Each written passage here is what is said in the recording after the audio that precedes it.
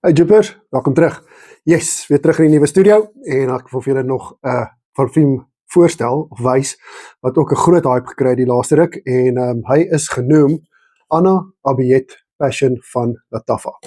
Dis nice, boxy, mooi verpakking, al die lekker dinge, alles mooi.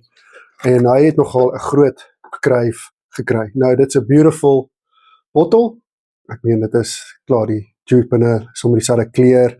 Nou 'n interessante ding is ek doen 'n bietjie navorsing en ek kyk wat is passion fruit, net vir snaaksheid, wat is dit en geoorvertaal op Google en hulle sê dis 'n passievrug. So dis passievrug van Anna Abiet.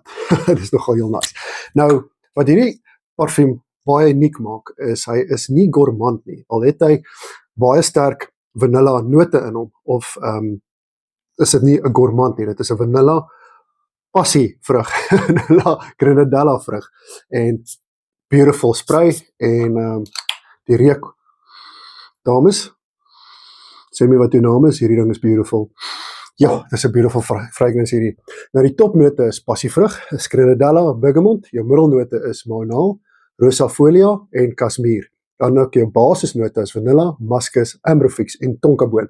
Nou jou uithou vermoë op hierdie parfuum is ongelooflik goed. Jy gaan maklik 'n 7 ure op hierdie ouetjie kry, asook jou projeksie is sag maar ongelooflik lekker. Mense gaan jou ruik as jy naby hulle kom of as hulle natuurlik net so vinnig verby jou loop, gaan hy definitief geruik word.